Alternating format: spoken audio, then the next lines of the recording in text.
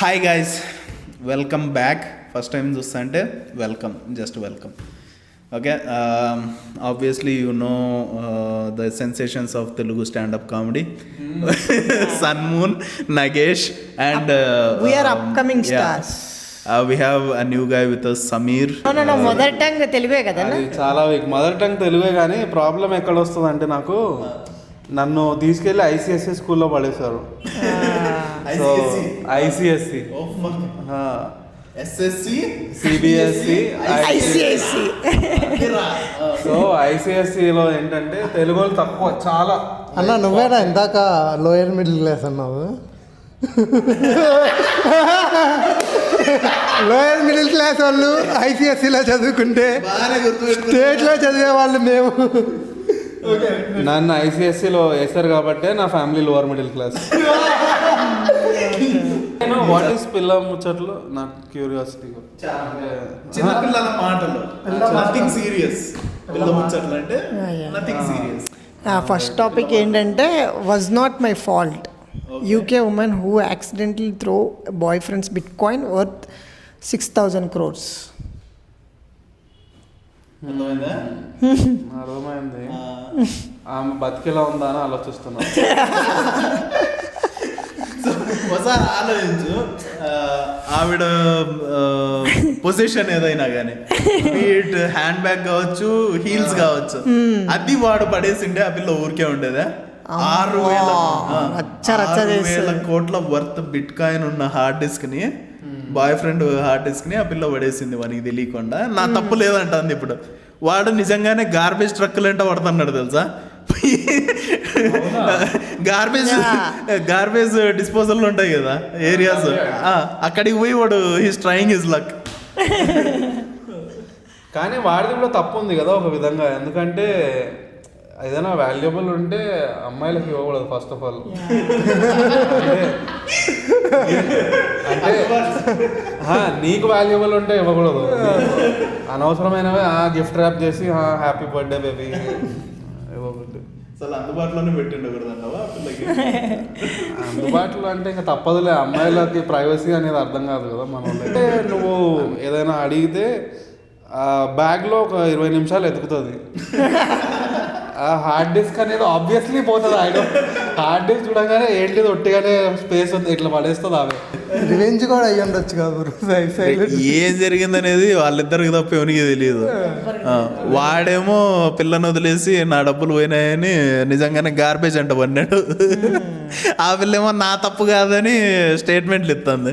Mostly అమ్మాయిలు matching follow అవుతారని. నేను కనుక వాడి పొజిషన్లో ఉంటుంటే గార్బేజ్ వెనక మళ్ళీ పడకుండా అమ్మాయిని తీసుకెళ్ళి గార్బేజ్లో పడేసి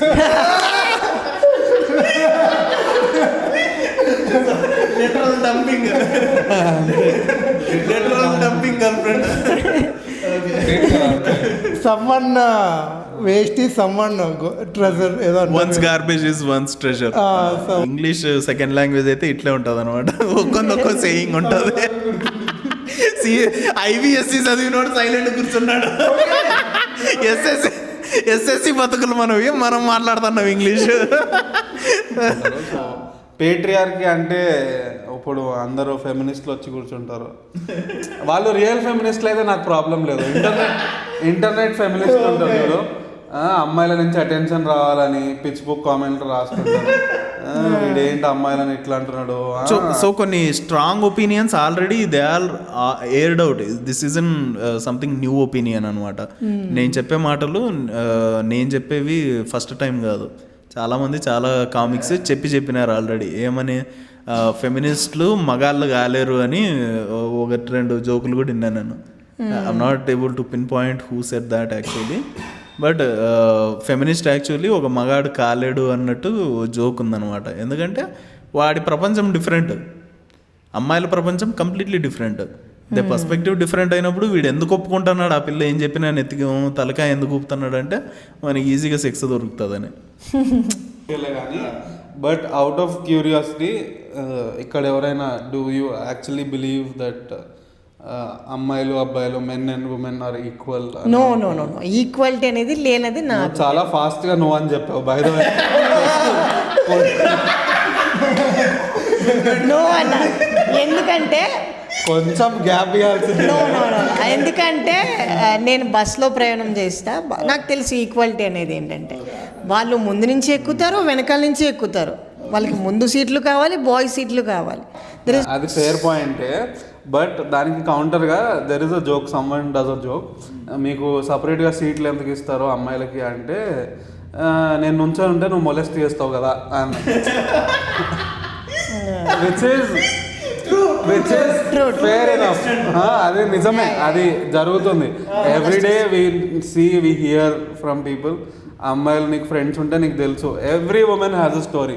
నేను నించుంటేనే నన్ను మొలస్ట్ చేస్తున్నారన్న అంటే బయట సంబడికి కొంచెం జుట్టు కట్ చేసుకోవద్దరా, జాగ్రత్తగా ఉంటావు. యాక్చువల్లీ ఈక్వాలిటీ అనేది సమ్ సబ్జెక్ట్స్కి, కొన్ని జెండర్స్కి కొన్ని చోట్ల మాత్రమే అప్లై అవుతుంది. ఆబ్వియస్లీ వాళ్ళు పడే నొప్పులు మనం పడము, మనం పడే బాధలు వాళ్ళు పడరు, రైట్? సో ఈక్వాలిటీ అనేది వర్క్ ప్లేస్లో కార్పొరేట్ డెఫినేషన్ అనమాట. It doesn't actually work. నేను చూసిన, నాకంటే తర్వాత హైర్ అయిన అమ్మాయిలు ఈజీగా గ్రో అయినారు. ఎందుకంటే మేనేజర్కి వాళ్ళకి ఏం అండర్స్టాండింగ్ ఉందో నేను కన్ఫర్మ్ చేయలేను కదా. అది అది అది వాళ్ళ వాట్సాప్ గ్రూపుల్లో మాత్రమే తెలుస్తుంది, అది మనకి తెలియదు. సో ఎగ్జాక్ట్లీ ఈక్వాలిటీ అనేది నీకు తెలియదు. డైవర్సిటీ హైరింగ్ అనేది ఒకటి రియల్ కాన్సెప్ట్ రా. అంటే ఏందనుకున్నావు, వాళ్ళకి టోటల్ వర్క్ ఫోర్స్లో ఒక ratio of LGBTQ, ratio of disabled people, it could be any group. It doesn't matter if it's a religion are sexual orientation, ఏం తెలియదు. ఏదైనా కానీ ఒక జనరల్ కేటగిరీ ఎక్కువ మంది ఉన్నారనుకో, దానిని బ్యాలెన్స్ చేయనీకి లేదా జస్ట్ PR కోసము మైనారిటీని హైర్ చేస్తారు. That minority could be minority religion, minority sexual orientation, minority any fucking thing. Just నీ హెయిర్ని డై చేసుకొని నేను ఒక కొత్త జెండర్ అన్నావనుకో, ఎవడు అడిగేవాళ్ళు లేడు.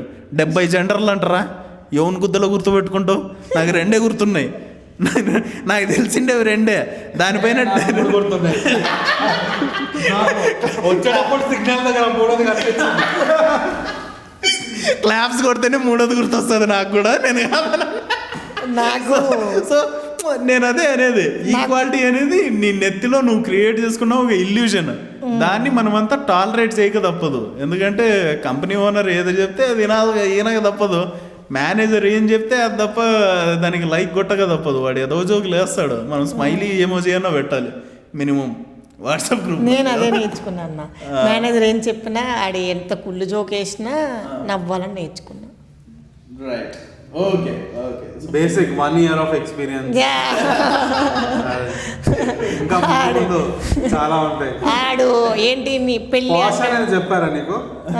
పాష్ పాష్ పోషా చెప్పారు. పోష్గా చెప్పు, ఫుల్ ఫామ్ చెప్పు.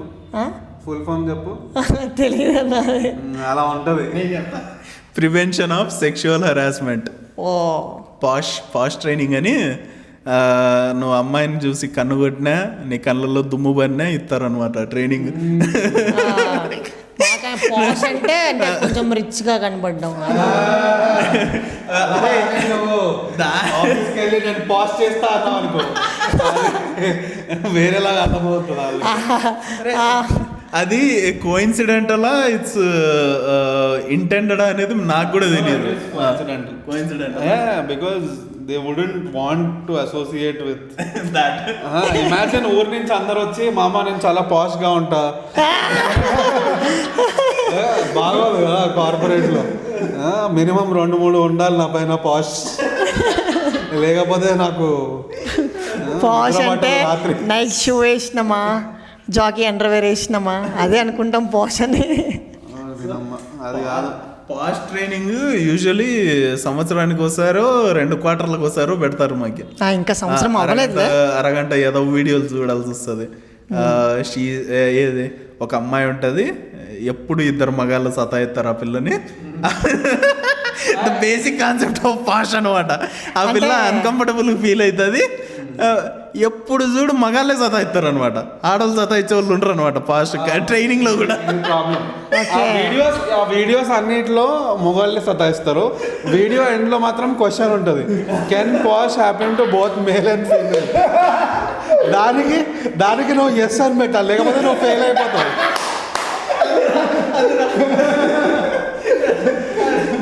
ఆ ట్రైనింగ్ నువ్వు పాస్ కావాలంటే కొన్ని సెట్ ఆఫ్ డెఫినెట్ ఆన్సర్స్ ఉంటాయి అనమాట. నువ్వు నో కొట్టినావనుకో ట్రైనింగ్ ఫెయిల్, మళ్ళీ ఫస్ట్ స్టార్ట్ చేయంటారు వీడియో చూసేది. ఆ కాట తట్టుకోలేక మా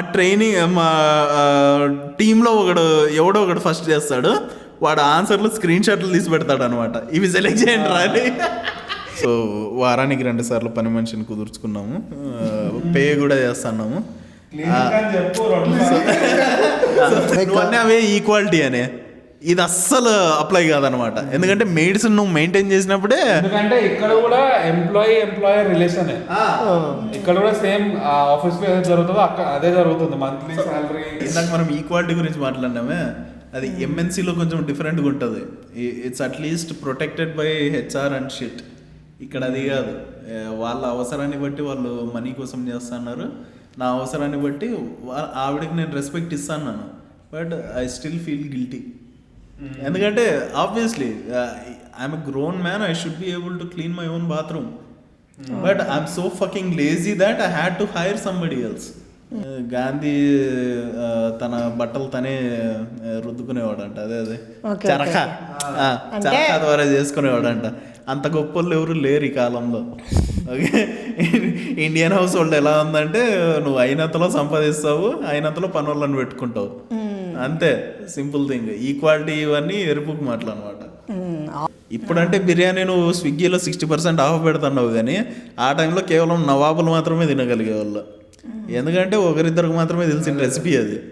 దాని తర్వాత ఆయన నువ్వు చెప్పినట్లు పనులను దింగి 40 మందిని పుట్టించుంటాడు. నేను కాదనట్లా, వాళ్ళు 40 రెస్టారెంట్లు పెట్టింటారు. అయ్యో నాకు సంబంధం లేదు ఇందులో, ఎందుకంటే నాకు హైదరాబాద్ లో 2-3 రెస్టారెంట్ ఉన్నట్లు తెలుసు. ఇది నాకు దెబ్బ కొట్టేదే టాపిక్ ఇది. So it's not just about that కదా. నీకు పాతకాలంలో ఏం జరిగేవనేది రాజులే హిస్టరీ రాసేవాళ్ళు. గెలిచినోడు ఏం రాస్తే అదే నువ్వు చదువుకుంటావు 100 సంవత్సరాల తర్వాత. అన్నదమ్ముల్ని చంపి పవర్లోకి వచ్చినోడు కృష్ణదేవరాయలు, ఆ పవర్లోకి రావడానికి హెల్ప్ చేసినోడు అప్పాజీ. తిమ్మరుసు సినిమా కూడా వచ్చింది మొన్న, సత్యదేవ్ది. సో నేను అనేది ఏమంటే ఆయన అంతా హెల్ప్ చేసినా కానీ చివరికి అప్పాజీని పట్టకపోయి జైల్లో దిగినాడు. ఎందుకంటే at the end he got delusional that somebody is plotting against him. So Raju నెత్తిలో ఏం నడుస్తుంది అనేది ఎవరికి తెలియదు, కానీ వాడు ఏం ఏం చేయాలనుకున్నా కానీ చేయగలడు అనమాట. ఇప్పట్లో కాన్స్టిట్యూషన్ ఎంపీలు అడ్డం పడరు కదా. అంతేలే, being a king or being a leader, అది దానికి చాలా ప్రాబ్లమ్ ఏరియాస్ ఉంటాయి, అవి కనిపించవు అంతే బయటికి. ఎందుకంటే నువ్వు ఒక స్టేట్కి సీఎం అయినా పిఎం అయినా నీకు నైట్ కళలు వస్తే ఎవడో నన్ను వచ్చేసేస్తాడు, బికాజ్ నువ్వు ఆ పొజిషన్ ఆఫ్ పవర్లో ఉన్నావు. It's a committed position. ప్రతి ఒక్కరికి కావాలి పవర్, ప్రతి ఒక్కరికి కావాలి, పాలిటిక్స్లో ఉన్న ప్రతి ఒక్కరికి పవర్ కావాలి. Do you have an idea bit coin ఎలా వర్క్ అవుతుంది? నీకు తెలుసు అందులో దే హ్యావ్ సంథింగ్ కాల్డ్, దాన్ని ఏమంటారు, స్పామ్ కాయిన్స్ ఉంటాయి చూడు, డోజ్ లాగా, దానికి ఒక టర్మ్ ఉంటుంది ఏదో, ఆల్ట్ కాయిన్స్ అని నువ్వు క్రియేట్ చేయవచ్చు, నువ్వు కరెన్సీ క్రియేట్ చేయవచ్చు. అలా ఒక 13-year-old రీసెంట్గా ఒక కరెన్సీ క్రియేట్ చేసి అందులో వాడి దగ్గర ఉన్న డబ్బులన్నీ వేసి దాన్ని ఒక రేంజ్కి తీసుకెళ్ళాక మొత్తం తీసేశాడు. $30,000 ఈ made. Fucking teenager, 13-14-year-old. And bit coin operate చేసే వాళ్ళకి ఎంత యూనిటీ ఉందంటే వాళ్ళకు కలెక్టివ్ గ్రూప్ ఉంది. వాళ్ళందరూ నువ్వు మా దగ్గరే డబ్బులు తెంగేస్తావా అని చెప్పి they pumped more money into that coin to crash it. కాదు, వీడు అసలు ఎక్స్పెక్ట్ చేయనంత వాల్యూ నేను దీన్ని తీసుకెళ్తా, వీడు అది అమ్మేసినందుకు వీడు ఫీల్ అవ్వాలి. ఆపోజిట్ లెసన్ వాళ్ళు టీచ్ చేస్తున్నారు వాడికి. క్రాష్ అయిపోయింది కాయిన్, అది there is no more way down. అందులో వాళ్ళు డబ్బులు పంప్ చేసి they made it some $15-20 million valuation తీసుకెళ్ళి అక్కడ and then they are like see this is how much we control bitcoin. నువ్వు వచ్చి చిన్న చితగా ఏమన్నా చేసుకోగలుగుతావు, దాని మీద నువ్వేం బీకలేవు అన్నట్టు. The amount of bitcoin people are that petty అనమాట కదా. 13-14-year-oldని కూడా మేము నేను నిన్ను ఇట్లా తెగగలను. It's not a regulated thing కదా.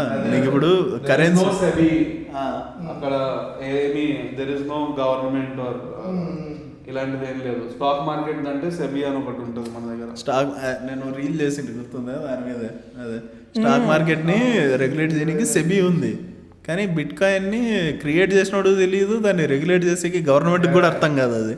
But at the end they ask you 40% of the profits.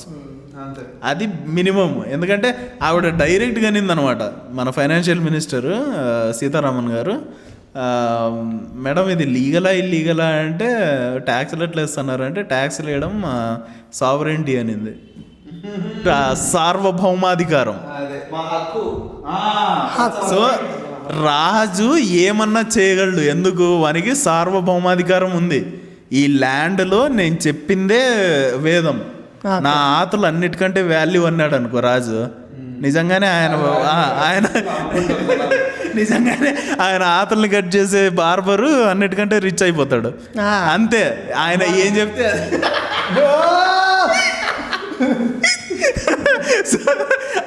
ఆయన ట్రేడర్ అనమాట, more of a trader than the barber, but still it relates. మన కంట్రీ అట్లా అది. అంతే అంతే అంతేలే. మొన్న ఇది అమ్మాయిని మ్యారేజ్కి వీళ్ళందరూ వచ్చి డాన్స్ చేశారు కదా. అమ్మాయి గురించి ఎక్కువ మాట్లాడదురా. సల్మాన్ ఖాన్ బ్యాక్ డ్రాప్ లో డాన్స్ చేశాడు కదా. మరి నువ్వు చెప్పిన దానికి ధోని ఎప్పుడైనా డాన్స్ చేసేది చూసినావరా నువ్వు? నేను చూసా అంబానీ మ్యారేజ్. అది లైఫ్ లాంగ్ లో ధోని వరల్డ్ కప్పులు గెలిచినప్పుడు కూడా డాన్స్ చేయలే. కప్పు పట్టుకొని ఇలా ఎగురుతారు కూడా, అది కూడా చేయలే.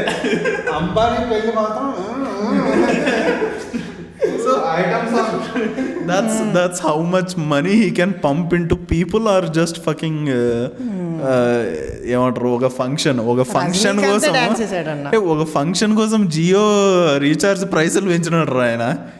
ఆయన గురించి ఏం మాట్లాడతావు నువ్వు? దేశం ఆయన కనుసన్నల్లో నడుస్తుంది, there's no fucking denying it. And problem ఏమంటే మనం కూడా ఆ స్టేజ్కి పోవాలనేదే మన ఏడుపు కూడా. ఆయన మీద జలసీ అదంతా కాదు,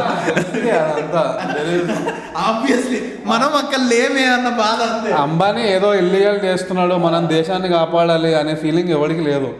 వాడు చేస్తున్నాడు, మనం చేయలేకపోతున్నామే అంతే. ఎగ్జాక్ట్లీ. నాగార్జున గారు ఆయన పిల్లేదని జెలసీ. ఎవరికి పెళ్ళైందని? పిల్లేదని నాగార్జున గారిని. ఆయన ఒక ఇంటర్వ్యూలో ఏం చెప్పాడంటే వాళ్ళ అందరూ డబ్బులకి వెళ్తున్నారు, మేమంత దిగజారిపోలేదని చెప్పాడు. నాకు కొంచెం కాంటెక్స్ట్ తక్కువ, నాకు తెలీదు. సో ఇక్కడ నాగార్జున ఒక ఇంటర్వ్యూలో అన్నాడంట, even I don't know, Nagarjuna ఒక ఇంటర్వ్యూలో చెప్పినాడంట, వీళ్ళంతా అంబానీ వెడ్డింగ్కి పోయి ఎగురుతున్నారు డబ్బుల కోసం, నేను అంత దిగజారలేదు, నా దగ్గర దుడ్లు ఉన్నాయని. ఇది జరిగిన 2 నెలలకే ఎన్కన్వెన్షన్ పడదెంగినారు. అర్థమవుతుందా? It might not be related, obviously it might not be related, but in this country you never know. అది నువ్వు చెప్పిందా జెలసీ, ఆయన జెలసీ. నా పెళ్ళికి రాకుండా నువ్వు పెళ్ళి ఇలా చేస్తా? Oh yeah of course, no doubt. In his own range హైదరాబాద్లో ఆయన 1000 కోట్ల అధిపతి. ఆయన కాదనేది ఏం లేదు. నన్ను కూడా ఇగ్నోర్ చేసినాడనే ఏడుపు కూడా ఉండొచ్చు. ఎవరికి తెలుసు? పెద్దోళ్ళ గొడవలు మనకు మొక్క అర్థం కావరా? మన గొడవలని ఈఎంఐలు ఎప్పుడు తెంగల్లా అనేది ఒకటి. మన నొప్పి అంతా ఈఎంఐ ఎప్పుడు కట్టాలా, ఎట్లా కట్టాలా అనే ఏడుపు మంది. వాళ్ళ నొప్పులు మనకు అర్థం కావు. హీస్ రైట్ దో. అందుకనే నేను ఏది కూడా ఈఎంఐలో కొనను. అందుకనే నా దగ్గర అన్ని ఇరిగిపోయినవి, సెకండ్ హ్యాండ్, థర్డ్ హ్యాండ్ అన్నీ అట్లనే ఉంటాయి. నా ఫోన్ చూడు, ఇది ఎప్పుడో నేను కోవిడ్లో కొన్నా, 4 years old ఫోన్. స్క్రీన్ చూడు ఎలా ఉందో. అక్కడ వరకు తెలియదులే కానీ సగం స్క్రీన్ బ్లూ అయిపోయింది. చిన్నగా స్టార్ట్ అయింది, అది మెల్లగా క్యాన్సర్ స్ప్రెడ్ అయినట్టు మెల్లమెల్లగా స్ప్రెడ్ అయ్యి సగం స్క్రీన్ బ్లూ అయిపోయింది. కాదు వివో అది మొత్తం స్ప్రెడ్ అయినాక వేయించుకుంటాం. అది మిడిల్ క్లాస్. అది మొత్తం స్ప్రెడ్ అయ్యాక నేను అప్పుడు ఏ సినిమా చూసినా బ్లూ ఫిల్మ్ లా ఉంటుందని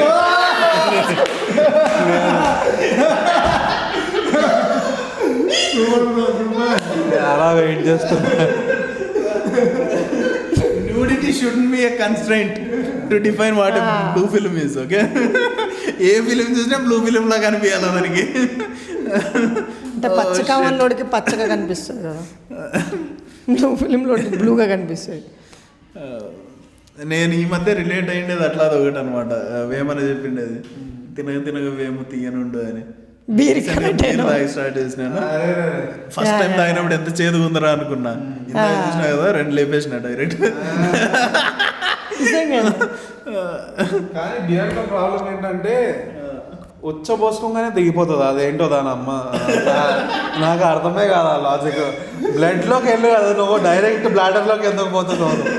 బియర్ కంపెనీస్ ఏదో ఒకటి చేయాలి దీని గురించి. Long lasting high. Naga Chaitanya and Sobhita to have an 8 hours Telugu wedding report. Take place at Annapurna studios. Okay, అయితే ఇది కూడా ఫ్లాపే. అంటే డేటింగ్ మ్యారేజ్ 8 hours చేసుకుంటున్నారంటే మరి శోభనం ఎంతసేపు చేసుకుంటారు? ఏ వద్దు, నాగ చైతన్యకి ఫ్యాన్స్ లేరు కానీ నువ్వు అలాంటివి చెప్తే క్రియేట్ అవుతారు ఫ్యాన్స్. అరే అంతో ఎంతో తెలుగు ఇండస్ట్రీలో ఎంటర్టైన్మెంట్లో బతకాల్సిన ఎదవలం. ఓకే, నాగార్జున అగేన్స్ట్ అంత పెద్ద మాటలు మాట్లాడతారా? అదే నాగ చైతన్య అంటే పెద్దోళ్ళతో పెట్టుకుంటే ఎట్లుంటుందో ఉదయగిరిని అడగాలి. ఫుల్ స్టోరీ తెలియదు తెలుసా, ఎందుకు జరిగింది, ఎలా జరిగింది. నేను కూడా యాక్చువల్లీ జస్ట్ యూనివర్సల్లీ యాక్సెప్టెడ్. తెలిసినోడు చిరంజీవి ఒకటే, ఆయన ఏం చెప్పినా మనం నమ్మం కదా. అంటే నా ఉద్దేశం ఏంటంటే టేక్ ఏ డిసిషన్, ఒక డిసిషన్ తీసుకోవడం, దాన్ని మనం రెస్పెక్ట్ ఇవ్వాలి. దానికి పోయి ఇవన్నీ చేయడం అనేది ఎవరు తీసుకున్నాడు డెసిషన్ అంటాను? ఆయన తీసుకున్నాడు, దానికి మనం రెస్పెక్ట్ ఇవ్వాలి. వాట్ ఇస్ ద డిసిషన్ నాకు ఎక్స్ప్లెయిన్ చేయండి. తన ప్రాణాన్ని ఎండ్ చేసుకోవడం, suicide is his decision, respect అంటాను. రెస్పెక్ట్ ఇవ్వాలి. దానికి పోయి ఆయన ఇలా. అరే నేను కూడా అదే అనేది. నిజం ఏందనేది ఉదయ్ కిరణ్ కి చిరంజీవికి తప్ప ఎవరికి తెలియదు. చిరంజీవి చెప్తే మనం నమ్మం, ఎందుకంటే అవి ఆల్వేస్ చూడు సెలబ్రిటీ ఏదది ఫేమ్కి కాస్ట్ ఏమంటే వాళ్ళని ఎప్పుడు మనం నెగిటివ్ షేడ్లో చూస్తాం. We try to keep them at higher standards. Same happens with Salman Khan too. ఆయన నిజంగా జింకల్ని చంపినాడా, నిజంగానే ఫుట్పాత్ మీద జనాలను ఎక్కించినాడా అంటే నీకు తెలియదు, నాకే తెలియదు. ఆ footpath so thing is footpath case కొట్టేసినారు. Footpath case it was actually so 10-12 ఏళ్ళ తర్వాత డ్రైవర్కి కాన్షియన్స్ వచ్చి అయ్యా నేనే తోలేను అయ్యా అని చెప్పినాడు. సో ఫ్యామిలీ కొడుకు పిల్లం కూతురు మెడ మీద కత్తి ఎవడైనా నేనే నడుపుకుంటాం అందుదాకా నాకు గుర్తులేదు, లేదా పిల్లలు స్కూల్ ఫీజు కడతా అని అంటాడు. ఏం జరిగింది అనేది మనకి తెలియదు. అది ఏం నిజమో ఏమో అబద్ధమో ఏమో నీకు తెలుసు. సో పెద్దోళ్ళు లైఫ్లో వాళ్ళు నిజం చెప్తున్నారా అనేది మనకి తెలియదు. Whatever image we have of them will try to believe it, we will believe it. ఆయన నిజంగా చంపినాడో లేదా అనేది మనకు తెలియదు. కోర్టే ఆయన్ని అక్విట్ చేసింది, ఆయన నిర్దోషం చెప్పింది, అయినా మనం నమ్ముతామా? ఇప్పటికి కూడా సల్మాన్ ఖాన్ మీద కారు, ఆ ఫుట్పాత్ మీద ఎన్ని జోకులు లేవు. నేనే 2-3 సార్లు జోకులు వేసిన దాని మీద. సో అదే అనమాట. Same thing applies with Chiranjeevi and Uday Kiran. నిజంగా ఏం జరిగింది అనేది ఎవరికి తెలియదు. చిరంజీవి నిజం చెప్పినా కానీ మనం నమ్మము. బట్ ప్రాబ్లం ఏంటంటే దాని మీద జనాలు జోకులు వేస్తూ పోయారు అనుకో, అదే నిజం అనేది కూడా ఒకటి క్రియేట్ అయిపోతుంది. ఇమేజ్ యూఆర్ క్రియేటింగ్ కదా, అదే సేమ్ థింగ్. అది రిపీట్ ద లై till people believe it becomes the truth. మన తాతలు చెప్పినట్టు మా ల్యాండ్ ఉంది రా, అక్కడ నుంచి ఇక్కడ దాకా మన ల్యాండ్ రా, ప్యాకెట్లో పోగొట్టుకున్నాను, రెండో పిల్లానికి రాసిచ్చినాను, ఇవే కథలే నా కొడుకులు. నిజంగానే మా తాతకి అంత ల్యాండ్ ఉందేమో అని నమ్మే ఉంటే నేను. తర్వాత తెలిసింది ఇన్స్టాగ్రామ్లో ఇన్స్టాల్ చేసిన తర్వాత అందరు స్టోరీలు అని. Talking to a comic only, I can't tell his name unfortunately. And he's married and he was telling me how you have to marriage and relationships లో, లాంగ్ టర్మ్ రిలేషన్షిప్స్లో మీ రిలేషన్షిప్ని మీ సెక్స్ లైఫ్ని సపరేట్ చేసేయాలి. Oh I know because sexual attraction అనేది ఎవరితోటైనా అవ్వచ్చు. Okay, that does not mean నువ్వు వాళ్ళతో పిల్లల్ని కానీ you want to spend your old age with them. Right. So sexual attraction అనేది it's the wild thing. No, ఇట్లా సడన్గా వస్తుంది వెళ్ళిపోతుంది, టెంపరీ. ఓపెన్ మ్యారేజ్ అనేది మనకి అర్థం కాని కాన్సెప్ట్లు. మనోళ్ళు ఏమన్నా అంటే 7 తరాల పాటు ముళ్ళు ఇవి అంటారు బంధాలు. So that's obviously a myth or a story we tell for our selfs. మనకి నమ్మకం కలిగించుకునేకి మనమే చెప్పుకున్న కథలు. ఆబ్వియస్లీ 7 జన్మల పాటు ఒకే పెళ్ళామంటే ఎవడు ఒప్పుకోడు. Obviously multiple times sex affection ఉండొచ్చు కానీ ఎమోషనల్గా కనెక్ట్ అవ్వకూడదు. సో రే ఓపెన్ మ్యారేజ్ అనేది చాలా ఓల్డ్ థింగ్ రా. ఆల్మోస్ట్ ఒక 100-150 సంవత్సరాల నుంచి యూరోప్లో నడుస్తుంది. ఇండియాలో కూడా మొబ్బులో నడుస్తుంటుంది. కేరళలో మొన్న వాట్సాప్ గ్రూప్ ఒకటి పట్టుకున్నారు తెలుసా, ఓపెన్ మ్యారేజ్. కేరళలో నడిచింది. కేరళనే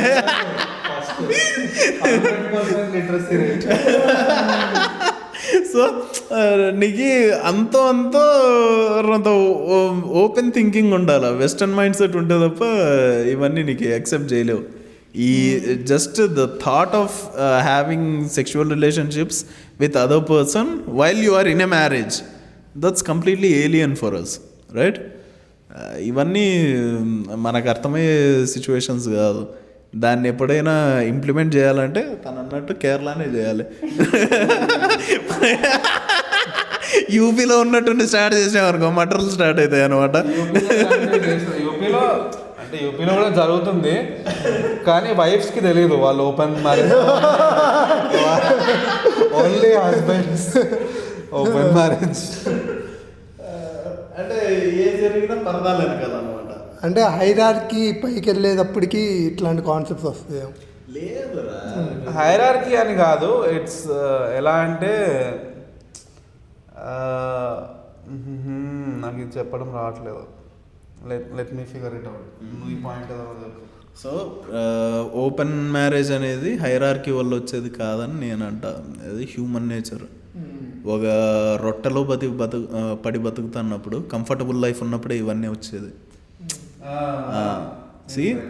కంఫర్టబుల్ లైఫ్ ఉన్నప్పుడే నీకు ఎప్పుడైనా కానీ ఇదిగాక నా లైఫ్ ఎలా ఉండేది, నేను ఈయనతోనే ఎందుకు దెంగించుకోవాలా, నాకు ఫీలింగ్స్ చెప్పడు, ఈయన నాకు కావాల్సిండేవి ఇయ్యడు, ఆ పిల్లోడు నన్ను ఆరాధనా భావంతో చూస్తున్నాడు, ఈ ఎర్రిపూక ఐడియాలన్నీ నువ్వు కంఫర్టబుల్గా ఉన్నప్పుడే వచ్చేది. కొట్టంలో బతుకుతున్నప్పుడు ఎవరికి రావు అనమాట. ఫ్లాట్లో మొగుడు పొద్దున్న దెంగేసి సాయంత్రం వస్తాడే, ఈ మధ్యలో టైంలో ఖాళీగా ఉంటుంది పిల్ల, అప్పుడు వచ్చే థాట్లు ఇవన్నీ. పిల్లనే కాదు, obviously it doesn't reserve to us. కాదు, ఆఫీస్లో కూడా వాడికి నేను ఇంత కష్టపడి పని చేస్తున్నా కదా, నేను ఈమెని కొంచెం సేపు దేకొచ్చు, మాట్లాడవచ్చు. There is male thing is also there. అంటే reserve to single gender. Individuality ఉన్నప్పుడు ఎవరికైనా వస్తుంది అన్న. ఇండివిజువాలిటీ అంటే ఎవరు సపరేట్గా. బట్ దాని సొల్యూషన్ ఏంటి? ఇండివిజువాలిటీ ఉండకూడదు అంటున్నాను. కాదు. ఇప్పుడు సపరేట్గా ఎవరి కాళ్ళు డబ్బులు సంపాదించారంటే ఇండిపెండెన్స్ ఉమెన్, వాళ్ళకి ఆ థాట్ పక్కా వస్తుంది. నేను డబ్బులు సంపాదిస్తున్నాను, నేను ఎందుకు పెట్టుకోకూడదు అఫైర్స్. దీనికి సొల్యూషన్ అనను కానీ obviously Samantha also like that only. I think solution అనను. చూడు, నువ్వు అన్నది ఆబ్వియస్లీ చాలా వరకు అప్లై అవుతుంది, చాలా విషయాల్లో జరుగుతుంది కూడా. They might not act on it. That's where personal morals come in కదా. So I just want to add one more layer before we wrap this up. ఇది ఒకప్పుడు సెక్స్ అనేది it was very taboo subject, ఎవరు మాట్లాడుకునే వాళ్ళు. And then 2000s came, people started talking, videos came. ఇప్పుడు we're at a level where జనాలకి ఫెటిష్లు ఉన్నాయి. ఫెటిష్ అంటే తెలుసా మీకు? లైక్ ఒక స్పెసిఫిక్ థింగ్ వాడికి ఇష్టం. కామ వాంఛలురా. Like you said, threesome is most regular fantasy. నేను కూడా I might be disguising threesome as somebody. Fantasy. ఇద్దరు అమ్మాయిలు నేను అప్పుడే చెప్పినా కదా ఇద్దరిని చేయగలనా లేదా అనేది నాకు నిజంగా తెలియదు. But at the end it's a fantasy. అంటే సెక్స్ హ్యాస్ బికమ్ చాలా normal thing, very open, but there is also little bit taboo, enough taboo to make it exciting. పట్టుబడతాను అన్న భయం ఎప్పుడు ఉంటుందో ఇట్ యాడ్స్ ఎక్సైట్మెంట్. ఓకే. కాదు, నువ్వు హాస్టల్లో ఉంటావు, మరి ఎలా ఓయోనా? అది అసలు సేఫ్ కాదు, నీకు తెలియదేమో, న్యూస్ రాలేదు అనుకోండి ఇంకా. అయితే నా వీడియోలు ఈ పాటికి రిలీజ్ అయిపోయాయి. మా వాడు తెలుసా ఒకడు, కాదు మా వాడు ఒకసారి మేము 4-5 కూర్చొని ఏదో ఎగ్జామ్ కోసం చదువుకుందామని ఇంజనీరింగ్లోనే చదువుతూ మా వాడు ఒకటి బోర్ కొడుతుందని చెప్పి ఏదో వెబ్సైట్ ఓపెన్ చేశాడు. చూస్తూ మామ వీడు ఎవడో మన అమిత్ లాగా ఉన్నాడు.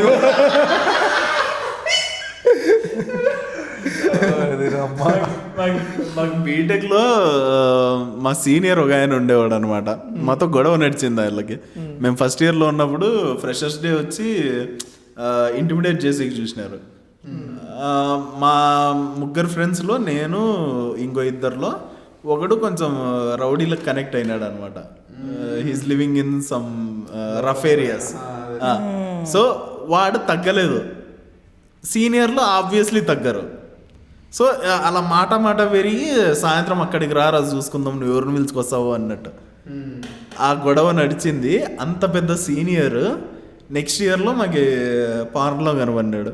బ్లూటూత్లో షేర్డ్ అయిన పార్న్ అనమాట. It's not exactly internet porn, but ఊరంతా స్ప్రెడ్ అయింది బ్లూటూత్ వల్లే. తెలిసిన వాళ్ళకి షేర్ చేసుకుంటారు, ఇటు చూడరా ఇట్లా చేసినాడు అని. అది మా వాడు ఫస్ట్ టైం చూసినాడు. The guy that stood tough with the seniors.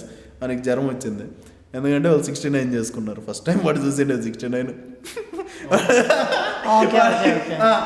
And it's not the quality of actual porn we see కదా, అది disturbing visuals. It's rough and raw sex in ఏదది క్వైంట్ రూమ్. అది వాడు చూసి నిజంగా జ్వరం తెచ్చుకున్నాడు వాడు.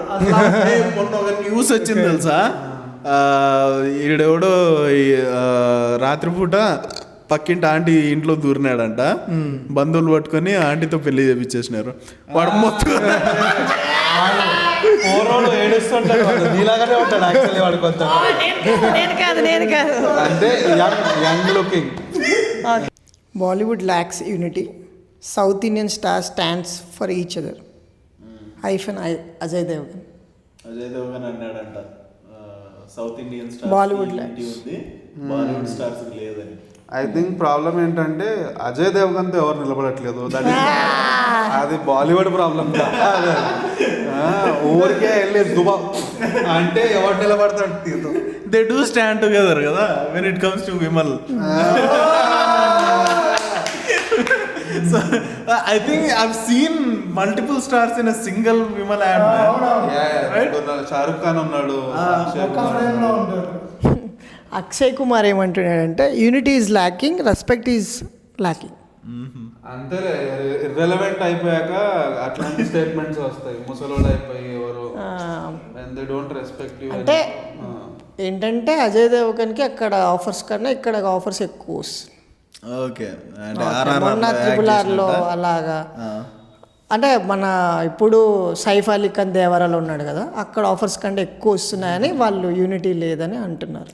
బయట నుంచి కనబడకపోవచ్చు, లాగా అనిపిస్తుంది నాకు ఎందులో కొంచెం సౌండ్ జస్టిఫైడ్. ఎందుకంటే RRRలో ఆర్ ఇన్ సైఫ్ అలీ ఖాన్ చేసిన రోల్లో కూడా అజయ్ దేవగన్ RRR అదే Ajay Devgan are Saif Ali Khan Bollywood stars వచ్చి మన దగ్గర చేసిన రోల్స్ లో అమితాబ్ బచ్చన్ తప్ప nobody else did any significantly good job. అంతా మీడియోకర్. ఎందుకంటే RRR చూసి నువ్వు అబ్బా అజయ్ దేవగన్ ఏం యాక్టింగ్ చేస్తాడు అబ్బా నువ్వు అనుకో అసలు 5 to 10 minutes ఇంగ్లీష్ యాక్టర్ ఇంకా బాగా చేశాడు అజయ్ దేవగన్ అని. మన దగ్గర ఇంగ్లీష్ యాక్టర్స్ ప్రాబ్లం ఎక్కువ. ఇంగ్లీష్ యాక్టర్స్ అందరు వచ్చి ఓన్లీ డైలాగ్ చెప్పి వెళ్ళిపోతుంటారు, వాళ్ళ ఎక్స్ప్రెషన్స్ యాక్టింగ్ ఏముండదు. వాడు బాగా చేశాడు RRR లో. సో అది యాక్చువల్లీ టెక్స్ట్ బుక్ యాక్టింగ్ అనమాట. That's nothing new he's bringing to the table. ఒక క్యారెక్టర్ ఉంది, దానికి ఎందుకు 5 నిమిషాలు చేయాలా, దేశభక్తి చూపించాలంటే చేసి పంపించిన. అంటే అమితాబ్ బచ్చన్ ఎందులో యాక్ట్ చేశాడండి అంత బాగా? కల్కిరా, ఆ. కల్కిలో నీకు వాట్ హ్యాపెండ్ అంటే చిన్నప్పుడు ప్రభాస్ ఓవర్ షాడో చేశాడు. నిజంగా కల్కిలో ఆయన ప్రెసెన్స్ ఎంత బాగుంది అనుకున్నావు? ఐ వోంట్ సే యాక్టింగ్, ఎందుకంటే most of it is CGI, అదేలే, but still his presence he still had to carry it కదా, ఐడెంటిటీ తనదే కదా. We can say the same thing about Rajnikant movies. Most of it is makeup and CGI. వాడు ఇప్పుడు అన్నది ఏంది, అజయ్ దేవ్ గారు south లో యూనిటీ ఉంది అంటున్నాడు, బాలీవుడ్ లో యూనిటీ లేదంటున్నాడు. బయట వాళ్ళకి అట్లా కనబడుతుంది చెప్తున్నాడు కదా, వాడు ఫ్యాన్స్ గురించి చెప్పట్లేదు. సో బయట వాళ్ళకి అట్లా కనబడుతుంది కానీ ఇప్పుడు టాలీవుడ్ లోనే ఇంట్లో ఏ గొడవ ఉందో ఎవరికి తెలుసు అన్న. అదే ఇప్పుడు ఎలా అంటే చాలా మంది నార్త్ ఇండియన్స్ హైదరాబాద్కి వచ్చి నాకు చెప్తుంటారు, అరే హైదరాబాద్ ఇస్ సో నైస్, ఇట్లా బెంగళూరు లాగా వాళ్ళు కన్నడ మాట్లాడాలి, అది చేయాలి, ఈ లాంగ్వేజ్ గొడవలు మీ దగ్గర ఉండవు అసలు అని ఏమేమో చెప్తుంటారు. కానీ వాళ్ళకి నేను చెప్పలేను కదా, మా దగ్గర కాస్ట్ అనే ప్రాబ్లం ఒకటి ఉందో, మేము మాకు మీతో కొట్లాడే ఓపిక లేదు, మేము ఇంటర్నల్గానే కొట్టుకుంటున్నాము, అది అయిపోయినాక మీ దగ్గరకు వస్తామని మనం చెప్పలేము కదా. తెలుగు వాళ్ళ గురించి అందరికీ తెలుసు నాయన. అక్కడికి పోయి క్యాస్ట్ యూనియన్స్ పెడుతున్నారు, యుఎస్కి పోయి కూడా క్యాస్ట్ యూనియన్స్ పెడుతున్నారు, అక్కడికి పోయి కూడా కమ్మ కాపు సంఘాలు పెడుతున్నారు. యుఎస్కి వెళ్ళిపోయింది, నువ్వు అర్థం చేసుకుంటున్నావా? నాకు ఇంకేం బ్యాచ్లు ఉన్నాయో నాకు తెలియదు, నేను సి బ్యాచ్ అనే నాకు మొన్న తెలిసింది, అదే నేను ఇంకా ప్రాసెస్ చేసుకుంటున్నా. నాకు తెలిసి ఇండియా మొత్తానికి ఎక్కువ క్యాస్ట్ గొడవలు ఉండేది మన ఆంధ్రాలోనేమో అని నువ్వు అనుకుంటున్నావు, నీకు తెలియదు, ఇంటర్నల్ ఇన్ఫర్మేషన్ నీకు తెలియదు. నీకేంటి అంత మేజర్ న్యూస్లో వచ్చేదో వస్తుంది నీకు, ఏ స్టేట్ గురించి అయినా ఎక్కడ గురించి అయినా, వాడు వీడిని చంపేశాడు, వీడు అది చేశాడు. ఎవరు కూడా వాళ్ళకి పెద్దగానే అనిపిస్తాయి. హర్యానాలో జాట్లు కూడా, నార్త్ ఇండియాలో జాట్, గుజ్జర్ ఉంటాయి, రాజ్పూత్స్లో వాళ్ళది వేరే పంచాయతీ ఉంటుంది, ఇవన్నీ ఎక్కడక్కడ ఉంటాయి. ఇంత నడిచినా కానీ ఒక కంట్రీ కింద ఒక ఫ్లాగ్ కింద బతుకుతున్నాం కాబట్టి యూనిటీ ఇన్ డైవర్సిటీ కథలు దింగేది మనం. ఎన్ని రైట్స్ జరిగినా కానీ దాన్ని బయటికి చూపించే ఓపిక ఎవరికి లేదనమాట. ఎందుకంటే ఇది చూపించేలోపే ఇంకో రైట్ నడుస్తుంది అనమాట. సో రిలీజియస్ టెన్షన్స్ ఇవన్నీ పర్టికులర్ పార్ట్స్ వరకే పరిమితం. మన యాజ్ ఏ హోల్ నేషన్ మనం చూసినామంటే మన గొడవలు చాలా చిన్నవి. యాక్చువల్లీ ఈ గొడవలు, ఈ క్లాన్స్, ఇవన్నిటినీ ఐక్యం చేసి నడిపించిన యదవల్ని ప్రాఫిట్లుగా చూసినారు వేరే కంట్రీస్లో. మనం జస్ట్ పొలిటీషియన్లాగా చూస్తాం. అది మన కంట్రీ గొప్పతనం. చైనా వాళ్ళ గురించి తెలుసు కదా, చైనా వాళ్ళు ఎందుకు కట్టారు అనుకున్నాం? మాంగోల్స్ వచ్చి మీద పడతారని భయంతో ఆ నాయలు దాటి రాకూడదని వాళ్ళు కట్టుకున్నారు. అంత ఎదవలు ఆ నాయలు. నేను అదే చెప్పేది. ఆ నాయలు ఇప్పుడు one of the poorest country Mongolia, one of the poorest country. చాలా స్మాల్ ల్యాండ్ ఏరియా కూడా. స్మాల్ అని అనను కానీ ఇట్స్ ఎగ్జాక్ట్లీ సౌత్ ఇండియా ఉన్నంత ఉంది ఇప్పుడు ల్యాండ్ అనాయలకి. But most of it is Gobi desert ఉంది, రిసోర్సెస్ తక్కువ ఉన్నాయి, జనాలు తక్కువ ఉన్నారు, and most importantly political stability లేదు. సో మోదీతో నాకు ఎన్ని కంప్లైంట్లు ఉన్నాయి కానీ I appreciate him for one international relations and political stability. ఇండియాలో పెద్ద గొడవలు ఏం నడవలే, చిన్న చిన్న గొడవలు అవన్నీ ఇంత పెద్ద దేశంలో కామన్. 150 కోట్ల మంది, ఇంత డైవర్సిటీ ఉన్నప్పుడు వెరీ ఈజీ ఇట్లా డిస్టర్బ్ అవన్నీ చాలా చిన్నవి అనమాట. 150 కోట్ల మంది ఉన్నప్పుడు 100-150 మంది అప్పుడప్పుడు అంటారు. దట్స్ జస్ట్ స్టాటిస్టిక్ అనమాట. న్యూమరికల్ ఇన్స్టెబిలిటీ అప్పుడప్పుడు నడుస్తూ ఉంటాయి. దాంట్లో నువ్వు ఇగ్నోర్ చేసి చూసినావంటే it's actually we're living in such a peaceful condition. ఒకప్పుడుల టెర్రరిస్ట్ అటాక్లు లాస్ట్ 15 ఏళ్ళలో ఎక్కడా లేవు పెద్దగా. They have been controlling so much fucking information that they never had to deal with such kind of conditions. So Modi ideology పక్కన పెట్టి చూస్తే smart politician. ఆయన చుట్టూ క్యాబినెట్ లో ఉన్న వాళ్ళందరూ ఈ hires the best of the best. And I trust, even though నేను కూడా చాలా రైట్ ఎక్స్ట్రీమిస్ట్ కాదు కానీ I prefer BJP over Congress. నాకు మొన్న 2024 ఎలక్షన్స్ వచ్చినప్పుడు మేలో ఐ వాజ్ యాక్చువల్లీ రిలీవ్డ్ అనమాట. ఈడు రాహుల్ గాంధీ వస్తే మడ్డగుడి పోతుందిరా దేశం అనుకున్నాను నేను నిజంగానే అనుకున్నా. ఎందుకంటే వాడు ఏమేమో ప్రామిసులు చేసినాడు, ఆ ప్రామిసులు తీర్చాలంటే అప్పులు అన్ని అప్పులు మన మీదకే తెంగుతాడు. కానీ మోదీ వచ్చినప్పుడు మోదీ ఫుల్ మెజారిటీతో గెలుస్తాడేమో అని భయం ఉన్నాయి. But the people of this country are so fucking clever than we give credit to. కావాల్సిన అన్ని సీట్లే ఇచ్చినారు. They have just enough a majority to form the government, but to pass any major law. Next time దొబ్బేస్తాం. అది so last time లాగా 370 ఆ సీట్లే వాళ్ళు exact 280 అట్లా ఇచ్చి పడదిగినారు. నీకు కావాల్సినంత మెజారిటీ ఇంతే వచ్చింది. They don't have that much trust that నువ్వు ఏం చేసినా చూస్తా కూర్చుంటావు అనేంత ట్రస్ట్ లేదు. కానీ they still know that you are UP was a fucking disaster for them. MP మొత్తం క్లీన్ స్వీప్ చేసినారు. యూపీ భయంకరమైన దెబ్బ పడింది. తమిళనాడులో 0 సీట్లు వచ్చినాయి. ఇది ఇంత డైవర్సిటీ ఉన్న కంట్రీ నువ్వు ఏడా ఎతకలేవు. ఎతికినా కానీ ఇట్లా రిజల్ట్స్ ఎలక్షన్లో కూడా రావు. ప్రపంచంలో ఎలక్షన్స్ అన్నిటికీ భయంకరమైన ఇంట్రెస్టింగ్ మన కంట్రీలోనే ఉంటుంది. 150 కోట్ల మంది ఇరుక్కొని చచ్చిన దేశం రా మంది. మన కంట్రీకి 3 times ఏరియా ఉన్న యూఎస్లో 1/3 పాపులేషన్ ఉంది. ఆ నాయలు కథలు దింగుతారు వీఆర్ ద గ్రేటెస్ట్ కంట్రీ అని. నువ్వు ఎవరి దగ్గర ఉన్న కథలు దింగుతారు. ఎకనామిక్ థింగ్ కదా వీఆర్ గ్రేటెస్ట్ కంట్రీ అంటే. నేను మేము చూసిండేది అర్జున్ టెండూల్కర్ది. మనకి ఈడు తప్ప వేరే వాడు దొరకడు, వారికి తప్ప ఇంకేంది రాదు. అదే మన దగ్గర తప్ప ఇంకెక్కడ పని దొరకదు. నేను చూసింది వేరే. సో నేను చూసింది ఇంటర్వ్యూ అనమాట. అది కట్ చేసిన ఇంటర్వ్యూ. ఒక కోచ్ ఉంటాడు చాలా ఫేమస్, లైక్ చాలా టాప్ ప్లేయర్స్ని కోచ్ చేసినాడు. ఆయనని ఒక పాడ్కాస్ట్ హోస్ట్ అడుగుతాడు అనమాట, అర్జున్ టెండూల్కర్కి వారిమే మీరు ఏమనుకుంటున్నారు అర్జున్ టెండూల్కర్ గురించి అంటే, మీకు తెలుసా బొగ్గులో నుంచి డైమండ్ వస్తుంది, వాడు బొగ్గే. అవన్నీ నడుస్తాను ఉంటాయి. బట్ తను చెప్పిన పాయింట్ ఎగ్జాక్ట్లీ మ్యాచెస్ కదా. It resonates with everybody. నీకు ఇప్పుడు వాళ్ళ నాయన పడిన స్ట్రగుల్ వల్ల వానికి వాల్యూ తెలుసు.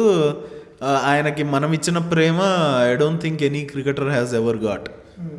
సచిన్కి మనం ఇచ్చిన ప్రేమ మామూలుది కాదు. అబ్బా ఆ మనిషి కూడా మనల్ని మామూలుగా ఎంటర్టైన్ చేయలే. క్రికెట్ జస్ట్ ఎంటర్టైన్మెంట్ అనుకునే రోజులు కాదు, అనుకునే దేశం కూడా కాదు మంది. అలాంటిది అసలు మనకి ఒక రిలీజియన్ రా క్రికెట్.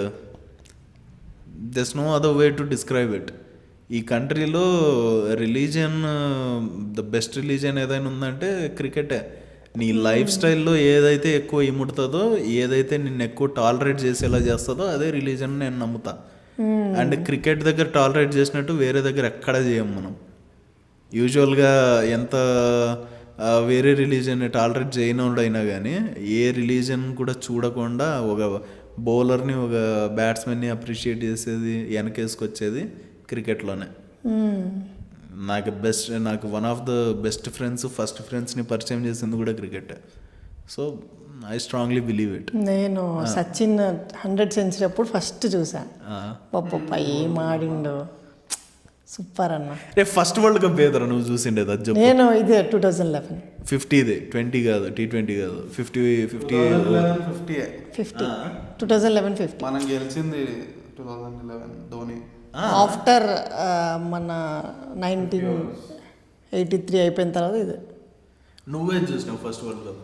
నేను 2005 అనుకుంటా. 5 T20 వరల్డ్ కప్ 3 నేను చూసింది ఫస్ట్. డ్రావిడ్ కెప్టెన్ ఉండే.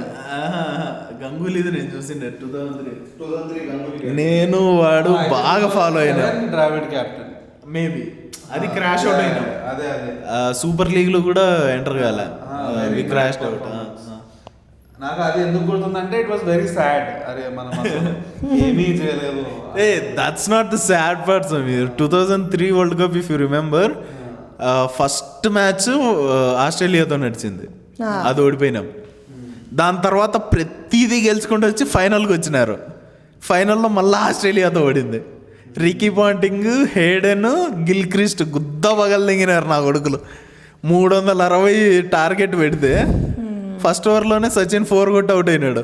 2003 ఫైనల్ నాకు బాగా గుర్తుందనమాట అది. దాని తర్వాత ప్రతి వికెట్ పడతా పోయినా కానీ సెహ్వాగ్ గడ్ 80 కొట్టి స్కోర్ని 240 దాకా అంటే నాకు గుర్తొచ్చింది ఆ మ్యాచ్ అనమాట. గంగూలీ కానీ మూతికొచ్చిండే బూతులన్నీ తిట్టినారు. ఎందుకంటే టాస్ గెలిచి కూడా వాడు బౌలింగ్ తీసుకున్నాడు అనమాట. జహీర్ ఖాన్ ఆ మ్యాచ్లో ఎన్ని వైడ్లు వేసినాడు, ఎన్ని బయలు ఇచ్చినాడు అనేది అది కూడా డిబేట్ అయిందా. గంగూలీ గారు దిగిండే ఎయిర్పోర్ట్ నుంచి సీక్రెట్గా వెళ్ళిపోయినాడు ఇంటికి. ఇందాక నువ్వు అన్నట్టు cricket is a religion, it's a fair point. మన వాళ్ళు బాగా ఆడినప్పుడు ఇట్ యునైట్స్ పీపుల్. మన వాళ్ళు ఏదైనా స్పామ్ చేశారు అనుకో, అప్పుడు మన రీసెంట్గా వాళ్ళు ఒకడు సింగ్ వాడు క్యాచ్ డ్రాప్ చేశాడు, మ్యాచ్ ఓడిపోయాం. హర్షదీప్ సింగ్ అప్పుడు వాడిని వేసుకున్నారు ఖాళిస్తానీ అది ఇది అని.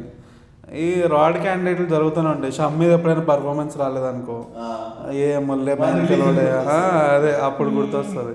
బట్ సచిన్కి ఎప్పుడు ఇలాంటి రాలేదన్న, ఎందుకంటే సచిన్ బ్యాడ్ పర్ఫార్మెన్స్.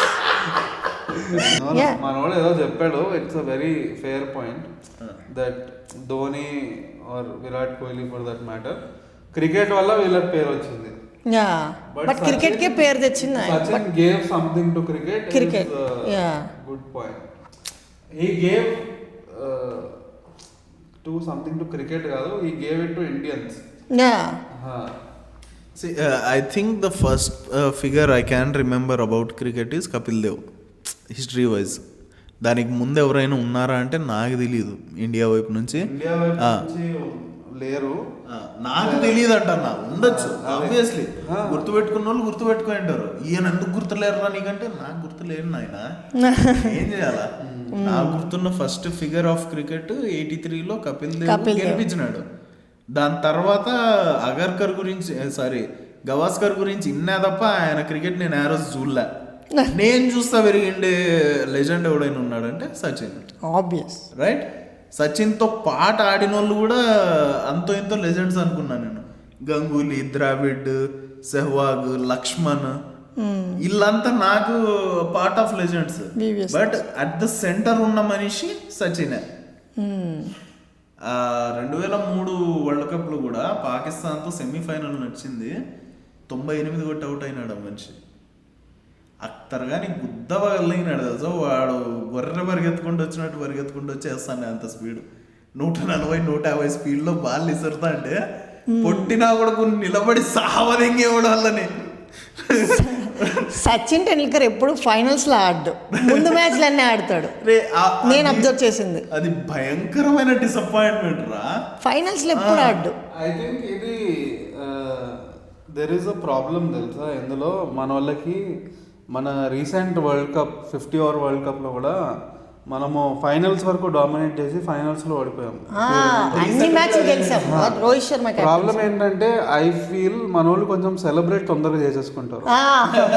ఫైనల్కి వెళ్ళిపోయి సెలబ్రేట్ చేసేసుకుంటారు. వచ్చేసాం, అయిపోయింది, ఇక్కడ దాకా ఇన్ని గెలిచేసాము, ఇంకేముంది, ఒకటే అడుగు. మొత్తం 10 మ్యాచెస్ గెలిచి 11th మ్యాచ్ ఓడిపోయారు. అది వరల్డ్ కప్ ఫైనల్ కి ఏదో దే కమ్ కొంచెం ఏదో కొకైనో హెరాయినో ఏదో చేసి వస్తారు వాళ్ళు నార్మల్గా అయితే రారు. ఏదో జంతువు ఇట్లా బాల్ వేస్తే కుక్క పరిగెడతాడు అట్లా. They have some intent. వాళ్ళు ఫైనల్స్కి వచ్చారంటే ఇంకా మర్చిపోవడం మేకప్. 5 గెలిచినారు 5. వాళ్ళు ఫైనల్స్కి వచ్చారంటే ఇంకా అందుకనే మన T20 వరల్డ్ కప్లో సెమీఫైనల్స్లో ఓడగొట్టారు. వాళ్ళు ఫైనల్స్కి వచ్చారంటే ఇంకా no chance. I truly hated అనమాట రికీ పాంటింగ్. లాక్కున్నాడు చూడు, అబ్బా. రికీ పాంటింగ్ గాడు 360 దాకా స్కోర్ లాక్కపోయి అంత పెద్ద టార్గెట్ పెట్టేసరికి మనోళ్ళు ఏదో చెప్పినా కదా, డే అండ్ నైట్ మ్యాచ్, రాత్రి 7కో 8కో దిగినారు సెకండ్ ఇన్నింగ్స్. అదే ప్రాబ్లం. ఫస్ట్ బాల్ 4 కొట్టినాడు సచిన్, 4వ బాల్ 5వ బాల్ పైకి లేపినాడు, అవుట్. ఎంత దరిద్రం అంటే అదొక్క వికెట్ పడగానే నాకు అర్థమైపోయింది పోయిందిరా మ్యాచ్ అని. నేను మ్యాచ్ చూడడం కూడా మానేసిన. పొద్దున్న లేచి చూస్తే స్కోర్ 240 దాకా లాక్కొచ్చినారు, 250 దాకా లాక్కొచ్చినారు. సెహ్వాగ్ నిలబడినారు లాస్ట్ వరకు అని నిన్న. సెహ్వాగ్ కూడా I was impressed by his batting. ఆ మనిషి ఎవరికి భయపడిందేలే. 4 కొట్టి రన్నులు కూడా తిరిగేవాడు కాడ మనిషి, కొట్టి నిలబడిపోయేవాడు క్రీజ్ లోనే. యూజువల్ గా the way batsmen works or act is ఈడట్ట కాదనమాట, కొట్టి ఆడే నిలబడేవాడు. నేను క్రికెట్లో ఎవరికైనా స్టాండ్స్ అవి ఏం ఫాలో అవ్వకుండా ప్లేయర్ని చూసేదంటే సెహ్వాగ్. నో స్టాండ్స్, ఏం స్టాండ్స్ ఉండవు, నిలబడ్డు అంటారు కానీ స్టాండ్స్ ఉంటుంది మనోడికి. అదే లెగ్ వర్క్ కొంచెం తక్కువ, leg work but foot work తక్కువ, బట్ స్టాండ్స్ ఉంటుంది. He has a very neutral stance where everything is approachable to him. వాడు వైడ్గా వేసినా there is a swing to the bat that he will do. వాడు కాళ్ళ పైన వేసినా ఆబ్వియస్లీ మోర్ రీచబుల్ ఉంది.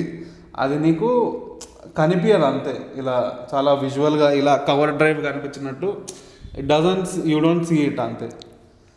అంటే అందులోకి ఆయన చిల్గా కన్వెన్షనల్ ఫుట్ వర్క్ ఉండదు. నోటిసబుల్ యాక్చువల్లీ నువ్వు ఇనఫ్ వీడియోస్ ఇనఫ్ క్రికెట్ నువ్వు చూస్తే నీకు అర్థమవుతుంది. దెర్ ఈస్ అ స్టైల్, అది నాకు తెలియట్లేదు అంతే. ఇంకా చెప్తా చూడు, సెహ్వాగ్ ది హెల్మెట్ కూడా నాకు బాగా గుర్తుంది. Indian flag, not just flag, ఈ కూరలు ఇట్లా ఉన్నట్టుండేవి అనమాట. The way the net has that helmet కి ఇట్లా నెట్ ఉంటది, కడ్డీలు, చాలా డిఫరెంట్. ఆ గ్రిల్ ఇట్లా కూరలు ఉన్నట్టుండేవి, ఏదైనా జంతువుకు ఉంటాయే కూరలు. So I remember that distinctly because it was different from any everybody else. Sachin దానికి ఫ్లాగ్ ఉండేది, సెహ్వాగ్ దానికి ఫ్లాగ్ ఉంటుంది, సెహ్వాగ్ కూడా ఫ్లాగ్ ఒకసారి ఉండేది.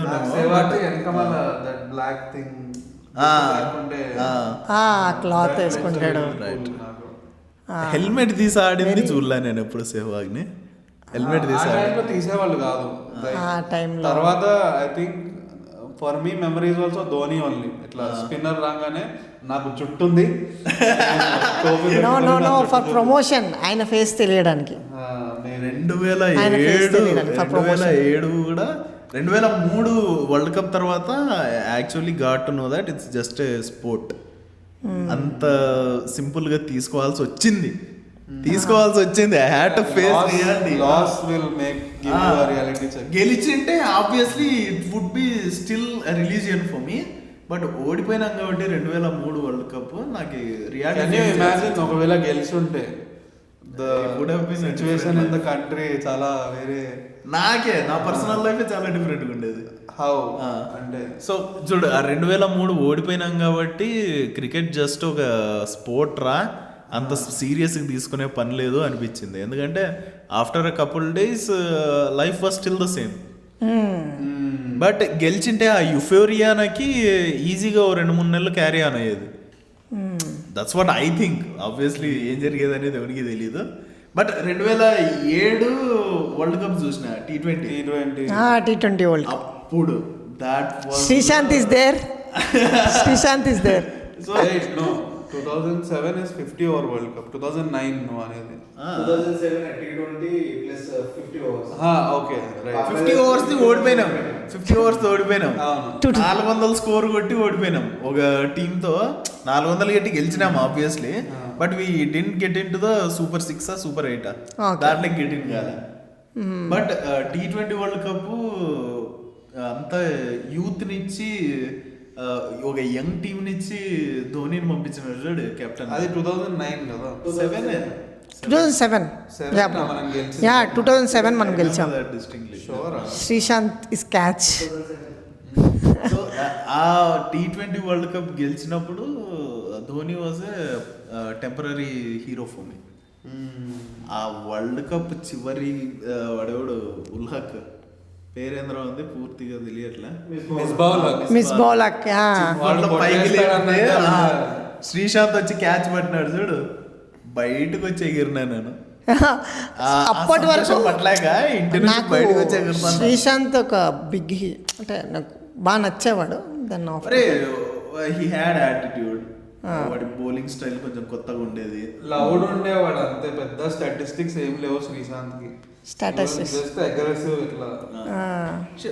Short span of the career obviously. అలాంటి షార్ట్ స్పాన్స్ నేను 2-3 చూసిన. లక్ష్మీపతి బాలాజీ, లక్ష్మీపతి బాలాజీ, ఇంకా Irfan Pathan. Irfan Pathan no Irfan Pathan long career. Long career. 2003 world cup ముందు అనమాట అని చెప్పింది అది. ఆస్ట్రేలియాకి టెస్ట్ క్రికెట్ పోయినారు మన వాళ్ళు. He perform so fucking well in that series. వాడి పేసర్స్, వాడి స్వింగ్ బాల్స్ నాకు బాగా గుర్తున్నాయి అనమాట. ఇక్కడేస్తే వాడు వైడ్ పోతుందని ఊరికే ఉంటే వచ్చి కట్ అయి వికెట్ పడింది బాల్. ఇర్ఫాన్ పఠాన్ ఏముందరో ఆయనకి టాలెంట్ అనుకుంటా అండి. అది దాటి మళ్ళా వన్డేలు ఆడినప్పుడు బ్యాటింగ్ కూడా బాగా ఆడేవాడు. అందరూ అయిపోయారు 7 వికెట్స్ డౌన్ అని, కానీ బ్యాటింగ్ కూడా బాగా ఆడేవాడు. లెగ్ సైడ్ లో 2-3 సిక్స్లు కొట్టి వెళ్ళిపోయేవాడు. నాకు కొత్త రోల్ మోడల్ దొరికినారా అనుకునే టైంకి చిన్నగా డౌన్ ఫాల్ స్టార్ట్ అయింది. మనం ఆ టైంలో 2007-2008లోనూ IPL స్టార్ట్ అయింది, రైట్? అంతే. ఉన్నట్టుండి ఇర్ఫాన్ పఠాన్కి ఒక అన్న కూడా ఉన్నాడని తెలిసి వచ్చింది. వాడొచ్చి వాడమ్మోడు ఎద్దు కొట్టినట్టు కొడతానే వాడు. నించొని ఆడతాడన్నా. 2-3 సీజన్లు వాని పేరే ఉండే. రాజస్థాన్ రాయల్స్ ఫస్ట్ వాడు 2-3 సీజన్లు ఆడింది. లేదు కానీ రాజస్థాన్ అనుకుంటా. రాజస్థాన్ రాయల్స్ యూసఫ్ పఠాన్. ఏమి సావదింగి ఓడరా నాయన, 4లు 6లే అన్ని. ఈడోడరా నాయన పఠాన్ అని చూస్తే ఇర్ఫాన్ పఠాన్ వాళ్ళ అన్న అని తెలిసింది. వాళ్ళ అన్న. ఇర్ఫాన్ పఠాన్ కెరీర్ అప్పటికే దిగిపోయింది. అంటే ఫస్ట్ ఇర్ఫాన్ వచ్చిండు, తర్వాత సరికాడంలో ఇండియా టీమ్ లో లేడు వాడు. ఇట్లా కెరియర్లు చాలా చూసిన. అజిత్ అగర్కర్ ఒకడు ఉన్న బౌలర్. చాలా సక్సెస్ఫుల్ కెరియర్ కదా. He had a long, but I think I've seen the last end of his career నేను చూసిన. You saw the downfall. అది ఇంకా కైఫ్ కూడా downfall. Kaif most underrated. కైఫ్ని ఒకడు యాక్చువల్లీ గాడ్ లా బిలీవ్ చేశాడు అనమాట మా క్రికెట్ టీంలో. మొహమ్మద్ గడ్రా వాడు వాళ్ళ అన్నకి RDTలో ఇచ్చిన గ్లౌస్ పట్టుకొచ్చేవాడు. ఆడే ఎరుపు క్రికెట్ కూడా దొడ్లో కూర్చొని ఆడే క్రికెట్ కూడా మేము వాడు RDTలో ఫ్రీగా వాళ్ళ అన్నకి ఇచ్చిన గ్లౌస్ వేసుకొచ్చేవాడు. మాకు ముట్టనిచ్చేవాడు కాదు. కైఫ్ ఎగ్జాక్ట్ వాన్లాగే ఎమ్యులేట్ చేసేవాడు అనమాట వాడు. సో దాట్ వే కైఫ్ నాకు బాగా గుర్తున్నాడు. బట్ తన లాస్ట్ చూసిన నేను కూడా కెరీర్. కైఫ్, అగర్కర్ వీళ్ళంతా దేర్ ప్రైమ్ టైం నేను చూడలేకపోయినాను. డౌన్ ఫాల్ చూసినాను. బట్ ఆ టైంలో వచ్చినోడు లక్ష్మీపతి బాలాజీ, ఇర్ఫాన్ పఠాన్. వీళ్ళు 2 సంవత్సరాలు అట్లా వెలిగి. అశోక్ దిండా ఆ టైంలో నువ్వు చెప్పినట్టు శ్రీశాంత్ కూడా అంతే, 1-2 సంవత్సరాలు. ఉమేష్ యాదవ్ ఇంకా ఉన్నారు కదా. భువనేశ్వర్ కూడా చాలా సక్సెస్ఫుల్ కెరీర్.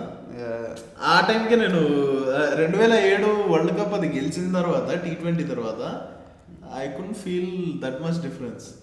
బౌలర్స్ అంతగా ఉండరన్న బ్యాట్స్మెన్స్ లాగా. Bowlers are more injury prone కదా. అండ్ బౌలర్ ఒకసారి ఇంజరీ వచ్చాక it is extremely difficult fitness లోకి రావడం. సో ఐకానిక్ బౌలింగ్ చెప్పు. Zaheer Khan iconic. Zaheer Khan, Brett Lee, Dale Steyn, Shoaib Akhtar. ఆడొచ్చి ఇట్లా ఇసురుతానే చూడు. వాడు వచ్చి ఇట్లా ఈ అమ్మ రాయిసిరినట్టు ఇసురుతాడు. నాకు 7 పెంకులు ఆట గుర్తొచ్చేది ఇలా గట్టి. షోయబ్ అఖ్తర్ నాకు ఏమనిపిస్తుంది అంటే వాడు ఫుల్ పొటెన్షియల్ రాలేదు ఎప్పుడు. ఎందుకంటే వాడు రన్అప్ చాలా వియర్డ్ గా ఉంటుంది, డైరెక్షన్ ఉండదు రన్అప్ కి. మొత్తం అదే కదా ఫోకస్డ్ ఉండదు. మొన్న మన జావ్లిన్ త్రోలో మన నదీమా ఇండియాను ఓడించాడు ఇవిడు. ఓకే ఓడించాడు. వాడిది కూడా రన్అప్ చాలా వియర్డ్ గా ఉండే. It was technically it was not right. అంటే పవర్ మొత్తం ఆ త్రోలోకి వెళ్ళలేదు అసలు ఎక్స్పెక్ట్ చేయలేదు. వేసుంటే అది వేరే రికార్డ్ అయ్యేది అది, if he was trained properly. చెప్పరా. అదే లైక్ రన్అప్ బట్టి క్యాలిక్యులేట్ చేస్తాం కదా, this is not his best throw అని ఎక్స్పెక్ట్ చేయలేదు. బట్ అది చూస్తే మాత్రం 91కి వెళ్ళిపోయింది. సో తను అన్నట్టే ట్రైనింగ్ అంత బాగా దొరకదు వాళ్ళకి. వాళ్ళ మనమే ఎంత నెగ్లెక్ట్ చేస్తాం తెలుసు కదా స్పోర్ట్స్. అది ఇంకా మిలిటరీ కంట్రీ, అది military powered country, paper democracy. Training దొరికినా ఇప్పుడు పాకిస్తాన్ మన కృణాల్ పాండే ఉన్నాడు కదా, లెఫ్ట్ ఆర్మ్ ఇస్తారు Democracy అంటే ఓన్లీ చెప్పుకోవడానికి జస్ట్ ఓట్లు వేస్తారు కానీ మనలాగే కొంచెం మనది better than paper democracy. Okay, we actually choose people, we don't know if it works out or not. ఈ ఈవీఎం అది ఇది అని ఎంత కూడా still have a certain amount of power people. ఇప్పుడు కమింగ్ టు ఇండియా అంటే ఫస్ట్ పాలిటిక్స్, సెకండ్ క్రికెట్, తర్వాత cinema. Second ప్లేస్లో క్రికెట్ ఆబ్వియస్లీ. మనకి cinema will take over cricket at some point. Telugu తెలుగులోకి అయిపోతుంది. మన ఎగ్జాంపుల్స్ లేవు. సచిన్ వెళ్ళిపోయాడు, God of cricket. And I don't want to say this, I think once Sachin passes away, people will move on much more quickly. People will forget him. Then cinema will become a bigger. కాదన్న, అది కూడా Depends. Factors ఉన్నాయి. సినిమాలో కూడా the younger generation has to pick up where the previous.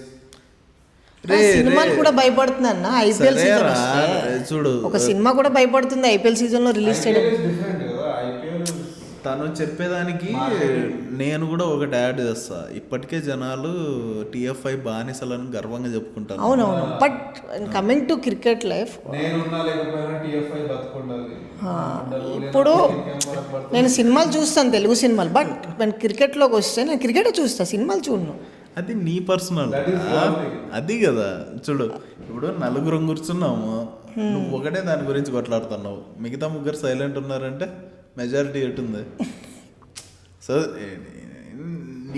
నీ దానికి నువ్వు చాలా స్ట్రాంగ్గా నువ్వు రిలేట్ అవుతున్నావు. నేను కూడా సినిమాలని ఏ రోజు అంత గొప్పగా నువ్వు ఇప్పుడు విరాట్ కోహ్లీ ఉన్నావు కాబట్టి చూస్తున్నావు. నువ్వు ఏదో యూ హ్యావ్ అ హీరో కదా, ఎవడో ఓకే, ఎవరు? రోహిత్ శర్మ. రోహిత్ శర్మ ఉన్నాడు కాబట్టి చూస్తున్నావు. రేపు ఉండడు రోహిత్ శర్మ, అప్పుడు ఏం చేస్తావు? కొత్త హీరోని ఎత్తుక్కుంటావా? లేకపోతే అప్పుడు కూడా ముసలోడు అయిపోయిన Balakrishna cinema, what ever. There is more scope కదా. Scope, take over cricketers very easily, ఎందుకంటే వాళ్ళ కెరియర్ ఇస్ లాంగ్. వాళ్ళు ఉన్నంత వరకు చూస్తా. అంటే 20 ఉన్నప్పుడు స్టార్ట్ చేస్తే వాడు 50-60 వరకు కూడా చేస్తాడు. క్రికెటర్ చేయలేడు అలా. 60 వరకు ఏంటన్నా, 70 వరకు కూడా చేస్తారు ఇప్పుడు. క్రికెటర్లా, యాక్టర్లా అంటున్నావు. క్రికెటర్ చేయలేదు. They won't stick around for that long. నేను ఇది ఎప్పుడు రియలైజ్ అయ్యానంటే, నేను 10th లో ఉన్నప్పుడు ట్యూషన్కి వెళ్ళేవాడిని ఒక అన్న దగ్గర, ఉమార్ రాజశేఖర్ అన్న అని, వెరీ నైస్ గా. ఆయన రూమ్లో సౌరవ్ గంగూలీ పోస్టర్ ఉండేది. అయితే కాదు normal is sitting is like glasses full cool little Dada poster. Dada.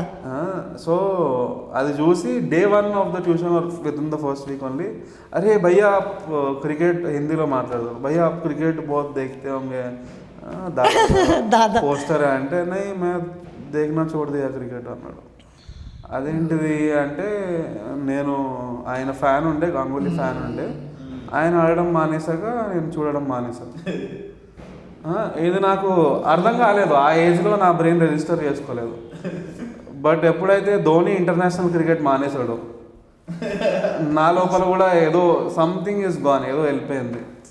Little bit like he said Dhoni was a hero for, so ఏదో సంథింగ్ ఈజ్ మిస్సింగ్ అని చెప్పి మానేసా ఇంకా నేను కూడా చాలా వరకు. అది మనోడు ఐపీఎల్లో ఆడి ఈజ్ నాట్ మేకింగ్ అస్. ఇది ఎట్లుందంటే, బ్రేకప్ అయిపోయింది కానీ మూవ్ ఆన్ అవ్వనివ్వట్లే అవతల సైడ్ నుంచి. నేను అప్పుడప్పుడు వచ్చి ఒక 6 కొట్టేస్తా, నువ్వు మళ్ళీ క్రికెట్ చూడడం స్టార్ట్ చేయాలి అన్నట్టుంది ధోనితో relationship. So it happens, that is human psychology. But I want to know ఆ షర్ట్ ఎందుకు తిప్పాడు అని. అది తెలీదా? తెలియదు ఇప్పటికి వచ్చి. మనం ఎంతసేపు క్రికెట్ గురించి అదొక్కటే తెలియదు అన్న. అది కాంట్రవర్సీ అని తెలుసు, బట్ ఎందుకు కాంట్రవర్సీ కాదు. ఇంగ్లాండ్ రోడ్ గెలిచాక వాడు తిప్పాడు, ఫస్ట్ గ్రౌండ్ లో తిప్పి అటు ఇటు పరిగెత్తాడు. ఓకే, సో మన వాళ్ళు నెక్స్ట్ మ్యాచ్ గెలిచి రివెంజ్. ఇండియా ఇండియాలో 7 మ్యాచ్ల సిరీస్ జరిగితే 7 మ్యాచ్ల సిరీస్ వాళ్ళు గెలిచి వైట్ వాష్. వైట్ వాష్ కాలేదు, వాళ్ళు 4-3తో వాళ్ళు గెలిచినారు సిరీస్. గెలిచినామని చెప్పి వాడు టీ షర్ట్ తీసి తిప్పినాడు, అందుకు వీడు లార్డ్స్ లో తిప్పినాడు. లార్డ్స్ ఎక్కడుంది తెలుసా స్టేడియం? లార్డ్స్ అంటే ఏంటంటాడు వాడు, అవసరం నువ్వు అదొకటి చెప్పరా, నువ్వు ఎగ్జాక్ట్ క్రికెట్ ఫ్యాన్ అని ఒప్పుకుంటా. లార్డ్స్ ఎక్కడుంది చెప్పు, లార్డ్స్ అంటే ఏందో చెప్పు. లార్డ్స్ అంటే ఒక play ground. Cricket stadium, play ground కాదు, క్రికెట్ స్టేడియం. Okay okay. ఎక్కడ? It is located in Australia.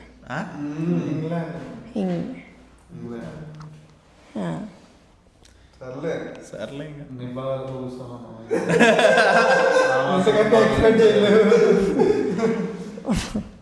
ఏం చేస్తుంటారు భయ్యా మీరు ఫ్రీ టైంలో? ఖాళీగానే ఉంటాను, కొట్టుకోవడం తప్పితే. ఖాళీగానే ఉంటాను. నేషనల్ టైం పాస్ అది కొట్టుకోవడం అనేది. వీఆర్ ఆల్సో రీల్ చూసా బ్రో, ఇది మొత్తం ఏంటి పక్కన అంతా గర్ల్స్ హాస్టల్స్ ఉన్నాయి, మేమేమో కొట్టుకుంటున్నాం, నాకు అర్థమే కాదు ఏంటి వీళ్ళు ఏం చేస్తారు పాడ్కాస్ట్ అని చెప్పి. అమ్మ what are you employing to say, అంటే హాస్టల్లోకి వెళ్ళి అమ్మాయిని తెచ్చుకోవాలా? సో ఐరనీ చెప్తాంటారు. అదేలే, చుట్టుపక్కల అమ్మాయిలు ఉన్నారు, బతుకెళ్ళి లైఫ్ లో ఒక అమ్మాయి కూడా లేదని. బట్ యాక్చువల్లీ హాస్టల్స్ ఉన్నాయి అక్కడ. అరే ఏం మాట్లాడుతున్నావు, కిందికి దిగి అరిచినా అంటే 4 అమ్మాయిలు వస్తారు. చలో ఒమ్నిది పోదాం పద. నిద్రకు వచ్చేసినాము, రాత్రి అయిపోయింది, డేట్ కూడా మారిపోయింది. So good night. Okay, good night, bye bye. By.